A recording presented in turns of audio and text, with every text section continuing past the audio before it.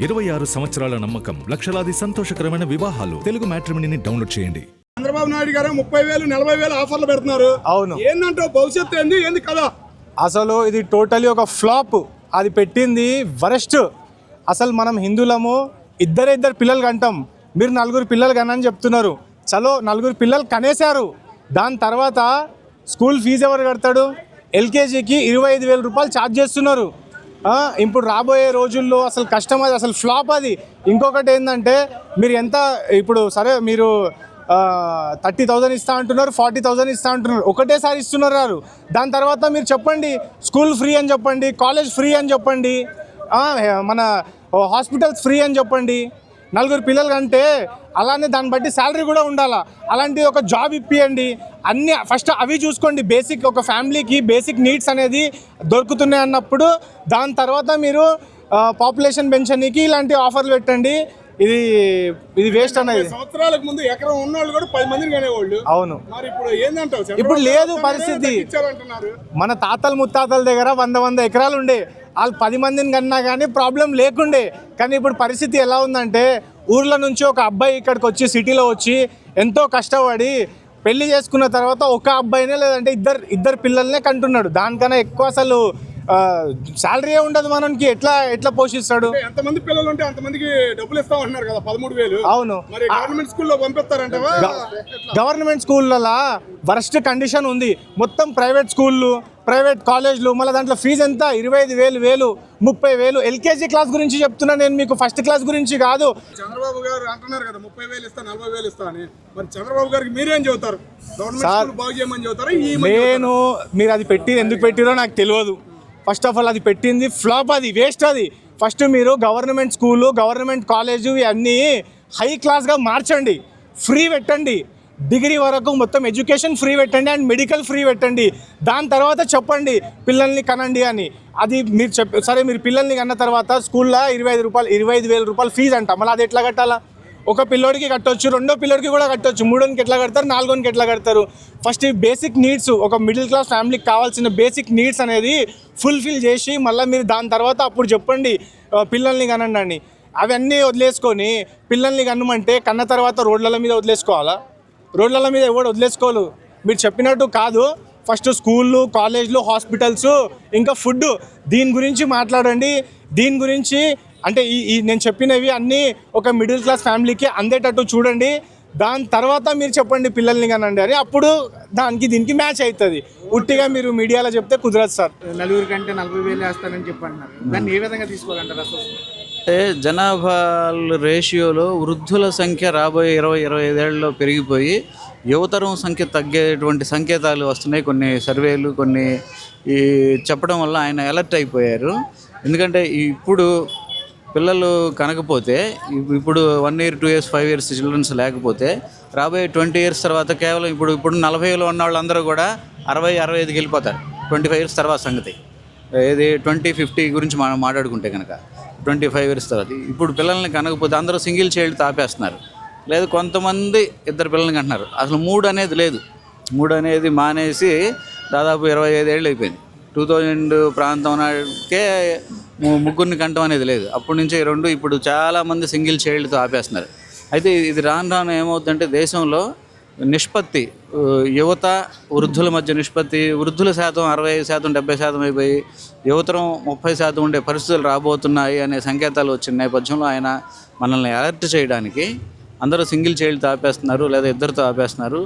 3వ సంతానాన్ని కూడా కనండి అని ఒక ప్రోత్సాహంగా ఆయన 3వ సంతానానికి 30,000 నేను పుట్టగానే డిపాజిట్ చేస్తాను, 4వ సంతానానికంటే కనుక 40,000 డిపాజిట్ చేస్తాను అంటున్నారు. అయితే ఒక సందేహం, ఇప్పుడు 30,000తో సరిపోద్దా, 40,000 సరిపోద్దా అనే ఒక పాయింట్ ఉంది. ఇది ఆయన ఎవరికి చెప్తున్నాడు? కానీ దాన్ని పోషించగలిగే కెపాసిటీ ఉన్న వాళ్ళు దీన్ని టేకప్ చేయొచ్చు. ఎందుకంటే అందరినీ ఆయన కనమంటలేదు. ఇప్పుడు పోషించగలిగి, పెంచగలిగి, చదివించగలిగిన ఉన్న వాళ్ళు కూడా ఒకళ్ళతో ఆపేస్తున్నారుగా, 2తో ఆపేస్తున్నారుగా. వాళ్ళు దీన్ని టేకప్ చేస్తే 3వ సంతానానికి 4వ సంతానానికి వెళితే సమాజంలో ఆ యూత్ రేషియో రేపు 2045, 2050 వచ్చినప్పుడు కూడా ఆ యువత జనాభా ఉంటుంది. మనందరం ఇప్పుడు 40లో ఉన్న వాళ్ళందరం రేపు ముసలాళ్ళం అయిపోతాం. మనకు భోజనం ఎవడు పెడతాడు? మనం బయటికి వెళ్ళి సంపాదించుకోలేని పరిస్థితిలో మన పిల్లలు పెట్టాలి, మన గ్రాండ్ చిల్డ్రన్, మన మనవాళ్ళు పెట్టాలి. అంటే ఆ యూత్ జనాభా ఖచ్చితంగా 50-60% ఉండాలి. దానికోసం ఆయన ఒక ప్రోత్సాహకాన్ని అనౌన్స్ చేశాడు. ఈ 30,000తోనే 40,000తోనే జీవితం అయిపోద్దా? ఖచ్చితంగా అయిపోదు. ఎవరిని వాళ్ళు పోషించుకోవాలి. ఇప్పుడు ఒక వర్గం ప్రజలు 5గురిని 6గురిని కంటా ఉన్నారు. వాళ్ళని ఎవరు పోషించరు, వాళ్ళే పోషించుకుంటున్నారు కదా. కాకపోతే ఈ అనౌన్స్మెంట్ వలన ఒక section of people third child గురించి ఆలోచిస్తారు ఖచ్చితంగా. ముఖ్యంగా ఇప్పుడు ఒక 5 కోట్ల 10 కోట్ల ప్రాపర్టీలు ఉన్న వాళ్ళు అనుకోండి, వాళ్ళు సింగిల్ చైల్డ్తో ఆపాల్సిన పని లేదు కదా. వాళ్ళు థర్డ్ చైల్డ్కి కూడా వెళ్ళచ్చు, సెకండ్ థర్డ్కి కూడా వెళ్ళచ్చు. వాళ్ళని చదివించగలరు, వాళ్ళని ఒక దారికి వాళ్ళ ఫ్యూచర్ని డెవలప్ చేయగలరు. వాళ్ళని దృష్టిలో పెట్టుకొని ఆయన చెప్పారు. ప్లస్ అలాగే పూర్ పీపుల్లో కూడా వాళ్ళకి గవర్నమెంట్ కొంత సపోర్ట్లు ఉంటాయి అన్ని రకాలుగా. ఇప్పుడు ఉచిత విద్య ఉంది, వైద్యం ఉచితంగా, ఆరోగ్యశ్రీ లాంటి కార్డులు ఉన్నాయి. గవర్నమెంట్ స్కూల్స్లో విద్య ఎప్పటికీ ఎంత చదువుకున్నా కూడా గవర్నమెంట్ యూనివర్సిటీల దాకా నువ్వు గ్రాడ్యుయేషన్ ఏంటి పీజీల దాకా కూడా ఉచిత విద్య అన్ని చోట్ల ఉంది. మనకి ఉచిత వైద్యం ఉంది, గవర్నమెంట్ హాస్పిటల్స్ ఉన్నాయి కదా. అదే అక్కడ అంత క్వాలిటీ లేదని ఒక కామెంట్ ఉంది. క్వాలిటీ అక్కడ పెంచుకోవాలి అంతే తప్ప ఆయన ఉద్దేశం ఏంటంటే పెంచి పోషించగలిగిన వాళ్ళు కూడా సింగిల్ చైల్డ్తో ఆపేస్తున్నారు. అలా కాకుండా వాళ్ళు సెకండ్ చైల్డ్ థర్డ్ చైల్డ్కి వెళ్తే బాగుంటుంది అనేది. ఇదే మాట విని మధ్యతరగతి వాళ్ళు పిల్లల్ని అంటే ఇప్పుడున్న ఖర్చులను పెట్టి పోషించగలరంట. కష్టమైద్దా? ఇది మధ్యతరగతి వాళ్ళు ఈ 30,000తోనే అయిపోదు. వాళ్ళు కూడా దాన్ని సంతానం సంపద అని చెప్తున్నారు ఆయన. దాన్ని మనం ఖర్చుగా చూడకూడదు, మనం సంపదగా చూడాలి. వాళ్ళని జాగ్రత్తగా ఎలాగోలా మనం ఒక 20 years వరకు వాళ్ళ ఎడ్యుకేషన్ చూసుకుంటా తీసుకురాగలిగితే, ప్రభుత్వ పథకాలు ఉపయోగించుకుంటా, గవర్నమెంట్ స్కూల్స్ని గవర్నమెంట్ ఫెసిలిటీస్ని ఉపయోగించి తీసుకొస్తే వాళ్ళు సంపాదన పరులైనప్పుడు వాళ్ళే సంపద అవుతారు. కాబట్టి ఆ ఉద్దేశంతో ఆయన చెప్పారు. ఆయన ఏమి ఎవరిని కంపల్సరీగా ఏ చేయాలనే రూల్ ఏమి లేదు. ఆయన ఒక ప్రోత్సాహం ఎందుకు ఇచ్చారంటే ఈ జనాభా నిష్పత్తిలో తేడా రాకుండా చూసుకోవడానికి ఇప్పటి నుంచి ఒక జాగ్రత్త పడుతూ వస్తే ఆ రోజుకు ఉపయోగపడుద్ది అని. కాబట్టి మనం దాన్ని ఒక పాజిటివ్గా తీసుకొని పోషించగలిగిన వాళ్ళే కంటారు, పోషించలేని వాళ్ళు ఎలా కనరు. ఆయన చెప్పినంత మాత్రాన్ని ఎవరు థర్డ్ చైల్డ్కి ఫోర్త్ చైల్డ్కి వెళ్ళిపోతారని మనం అనుకోక్కర్లేదు. వాళ్ళు బేరీజ్ వేసుకొని మనకి థర్డ్ చైల్డ్ మనం చూసుకోగలము, మనం పెంచగలము, చదువులు చెప్పించగలము, వాళ్ళకు కెరీర్ డెవలప్ చేయగలము అని నమ్మకం ఉన్న వాళ్ళే కంటారు. లేని వాళ్ళు ఆయన చెప్పిన దాన్ని ఇగ్నోర్ చేస్తారు, వదిలేస్తారు. కాబట్టి ఆయన ఇన్సిస్ట్ చేయట్లేదు, ఒత్తిడి పెట్టట్లేదు, ఇది రూల్ అని చెప్పట్లేదు. ఆయన గన్ పెట్టి మీరు కంటారా లేదా అంటలేదు. కాబట్టి మనం దాన్ని జాగ్రత్తగా రిసీవ్ చేసుకునే విధానంలో రిసీవ్ చేసుకోవాలి. ఇప్పుడు కనీసం అయిపోయిన వాళ్ళు ఓకే, ఇప్పుడు కెరీర్ స్టార్ట్ చేస్తున్నారు, రీసెంట్గా వివాహం అయిన వాళ్ళు, ఆల్రెడీ 2 children ఉన్నవాళ్ళు, థర్డ్ చైల్డ్కి ఏమన్నా ప్లాన్ చేయడానికి అవకాశం ఉంటుందేమో ఆలోచించండి, ట్రై చేయండి. ప్రభుత్వం ఒక 30,000 సపోర్ట్ చేస్తుంది. అది ఫిక్స్డ్ వేస్తే వాడికి ఏదో కొన్నాళ్ళకి ఉపయోగపడుద్ది. ప్రభుత్వం ఉచితంగా మనకు స్కూల్స్ ఉన్నాయి, కాలేజీస్ ఉన్నాయి, ఉచిత హాస్పిటల్స్ ఉన్నాయి గవర్నమెంట్ వైపు నుంచి. కాబట్టి వీటిని సక్సెస్ ఉపయోగించుకొని ముందుకెళ్ళడానికి ట్రై చేయండి అని చెప్పడమే ఆయన ఉద్దేశం. నమస్తే మేడం. నమస్తే అండి. ఇప్పుడు చంద్రబాబు నాయుడు గారు పిల్లల్ని కంటే 3 కంటే 30,000, 4 కంటే 40,000 ఇస్తానని చెప్తున్నారు. అది ఎంతవరకు కరెక్ట్? ఇప్పుడు పిల్లల్ని కంటే అదే పిల్లలే మన సంపద అని చెప్పేసి చెప్తున్నారు కదా. 3 కంటే 30,000, 4 కంటే 40,000 అంటే ఇది ఎన్ని రోజులు పెడతారు ఆఫర్? ఇది అంటే కన్నప్పుడు ఇప్పుడు వాళ్ళు కనడానికి ఆ పిల్లల్ని ఇప్పుడు ఆయన పెట్టిన ఆఫర్కి ఇప్పుడు పిల్లల్ని 3 కాదు 10 మందినైనా కంటారు. మరి ఇస్తారా డబ్బులు?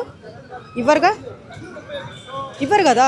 మరి వాళ్ళకి ఇప్పుడు హాస్పిటల్కి ఇప్పుడు పిల్లల్ని కనాలి అంటే ఇప్పుడు ఆయన ఇచ్చే డబ్బులు అక్కడ హాస్పిటల్ ఖర్చులకే అయిపోతాయి.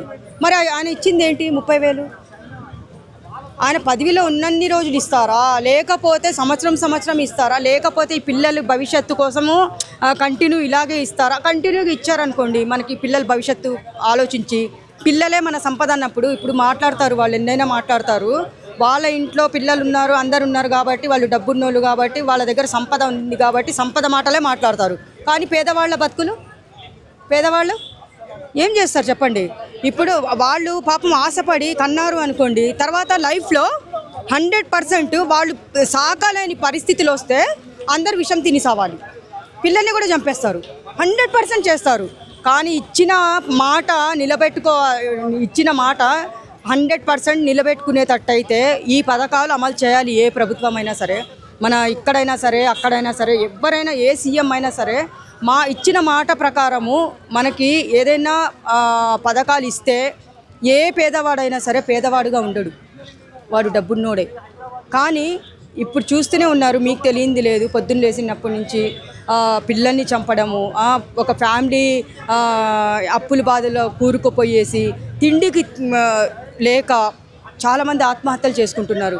కానీ మరీ ఈ ఆశలు చూపించి మళ్ళీ పిల్లల్ని కన్నారనుకోండి, ఆ పిల్లలు ఎన్ని రోజులు ఉంటారు, ఎన్ని సంవత్సరాలు ఉంటారు? కానీ మీరు ఎప్పటి వరకు మీరు ఈ పథకం లాగానే ఇది 30,000 40,000 అనేది ఇప్పుడు నలుగురిని కనండి, ముగ్గురిని కనండి 30,000 అని చెప్పి మీరు చెప్తున్నారు కదా. చెప్పినప్పుడు మీరు ఎన్ని రోజులు ఇది ఉంటుంది, ఈ పథకం ఉంటుంది? లేదా మీరు పదవిలో ఉన్న రోజులు వీళ్ళకి హెల్ప్ చేస్తారా?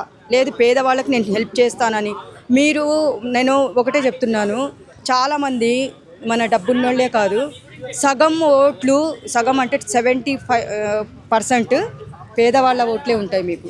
అలాంటిది ఈ భూమి మీద పేదరికం ఎక్కడన్నా పోయింది మీరు చూసారా? ఎక్కడ పోలేదు. కానీ వాళ్ళు ఏంటంటే ఒక నమ్మకం, అరే మేము గెలిపిస్తే మాకు ఏదైనా చేస్తారు, మేము గెలిపిస్తే మేము బాగుపడతామేమో అనే విధంగా పాపం పేదవాళ్ళు ఆలోచిస్తున్నారు. కానీ బూడిదలో పోసిన పన్నీర్ అన్నట్టు ఒక సామెత ఉంది కదా, అలాగే వాళ్ళ లైఫ్ ఇప్పుడు కాదు, వాళ్ళు సచ్చినంత వరకు వీళ్ళు నమ్మి వీళ్ళు కన్నారు అనుకోండి, ఆ పిల్లల్ని ఒకవేళ చేయలేదు అనుకోండి, ఆయన ఇస్తారు, సరే చేస్తారు, నమ్మకం ఉన్న వాళ్ళు కంటారు, ఇస్తారు. ఎన్ని రోజులు ఇస్తారు? తర్వాత ఆ పిల్లల్ని వాళ్ళ చేతుల నుంచి వాళ్ళే విషం పెట్టి చంపుకునే రోజులు కూడా 100% వస్తాయి. నేనైతే గ్యారంటీ ఇదే ఇస్తాను. నేనైతే ఈ మధ్య తరగతి కుటుంబానికి ఇంతమంది పిల్లల్ని పోషించడం అన్ని సాధ్యమవుతాయి అంటారా? కాదు, 100% కాదు. మీరు చాలా మంది చూసే ఉంటారు. చాలామందికి ఏంటంటే సమస్య ఏంటంటే ఒక ఆరోగ్యం గురించి, ఒక చదువు గురించి చాలామంది బాధపడేది ఇది ఒకటే బాధపడుతున్నారు. ఒకటి ఏంటంటే చదువు చెప్పించలేని వాళ్ళు పిల్లల్ని, ఇంతింత పిల్లల్ని 10 సంవత్సరాలు 12 సంవత్సరాలు వచ్చిన పిల్లల్ని పాపము వాళ్ళతో పాటు కూలి పనులు తీసుకొని పోతున్నారు. ఎందుకు? పేదరికం. ఆరోగ్యం గురించి మాట్లాడుకోవాలంటే ఇంకా వాళ్ళ దగ్గర డబ్బు లేని పరిస్థితుల్లో పిల్లలు తల్లిదండ్రుల్ని కోల్పోతున్నారు, తల్లిదండ్రులు పిల్లల్ని కోల్పోతున్నారు. ఎందుకు? వాళ్ళ దగ్గర ఏ రోగం వచ్చినా కానీ డబ్బు లేని పరిస్థితి. అలాంటి పరిస్థితుల్లో వీళ్ళు ప్రాణాలు కోల్పోతున్నారు. చంద్రబాబు నాయుడు గారు ముగ్గురు పిల్లల కంటే 30,000 ఒక రెడీ అండి. చంద్రబాబు నాయుడు గారు ముగ్గురి కంటే 30,000, నలుగురి కంటే 40,000 ఇస్తానని చెప్పి అంటున్నారు. అవును, అది సాధ్యమే అంటారు? అసలు ఎలా చూడాలంటారు దీన్ని? దీనికి కారణం ఏంటంటే పునర్విభజన అనేటువంటి జరగబోతుంది భవిష్యత్తులో, అది వాస్తవము. ఈరోజు ఆల్రెడీ కూడా ఈ సమస్యని కూడా దక్షిణాది రాష్ట్రాలు ఫేస్ చేస్తున్నాయి ఆల్రెడీ. ఎందుకంటే ఈ రోజున చూడండి, తెలంగాణలో, ఆంధ్రప్రదేశ్లో విశాలమైన ఆంధ్రప్రదేశ్గా ఉండకుండా 2 చిన్న రాష్ట్రాలకు ఏర్పడిన తర్వాత సెంట్రల్ గవర్నమెంట్లో ఫుల్ మెజారిటీ ఉన్నప్పుడు వాళ్ళ ఇష్టం వచ్చిన నిర్ణయాలు తీసుకుంటున్నారు. ఇక సౌత్ ఇండియా రాష్ట్రాలను పట్టించుకోవట్లేదు. తెలంగాణ రాష్ట్రం ఏదైనా డిమాండ్ చేస్తే పట్టించుకోవట్లేదు, ఆంధ్రప్రదేశ్ రాష్ట్రం ఏదైనా డిమాండ్ చేస్తే పట్టించుకోవట్లేదు. ఇంతకుముందు హయాంలో అలా ఉండేది కాదు. అద్వానీ గారి టైంలో, వాజ్పేయి గారి టైంలో చంద్రబాబు నాయుడు గారు ఏదైనా కావాలి అంటే అప్పుడు స్టేట్ గవర్నమెంట్ అడిగితే ఇచ్చేవాళ్ళు అనమాట. ఎందుకంటే సెంట్రల్ గవర్నమెంట్ నిలబడాలంటే రాష్ట్ర ప్రభుత్వం నుంచి కూడా కొన్ని ఎంపీ సీట్లు ఉండేవి, సౌత్ ఇండియా నుంచి కూడా. వీళ్ళు సపోర్ట్ చేస్తేనే సెంట్రల్ గవర్నమెంట్ నిలబడుతుంది. కాబట్టి ఖచ్చితంగా వాళ్ళు కొంత హెల్ప్ చేసేవాళ్ళు, మామూలుగా దానికంటే కొంత అదనంగా కూడా. ఇప్పుడు ఏమైందంటే ఆ పరిస్థితి లేదు. ఇప్పుడు ఏంటంటే పూర్తిగా నార్త్ ఇండియాలోనే ఒక లోక్సభలో ఫుల్ మెజారిటీ వచ్చేస్తుంది. జస్ట్ నార్త్ ఇండియాలో అన్ని ఎంపీ సీట్లు గెలిస్తే చాలు. ఇక వాళ్ళకి సౌత్ ఇండియా వాళ్ళతో సంబంధం లేదు, వీళ్ళు గెలిచినా ఓడిపోయినా కూడా సంబంధం. ఇంకొకటి ఏంటంటే భవిష్యత్తులో పునర్విభజన ద్వారా కూడా ఈ సంఖ్యను తగ్గించే ప్రయత్నాలు జరుగుతున్నాయి అనే విషయం కూడా బయటకు వచ్చింది. అప్పుడు ఇంకా ప్రమాదం.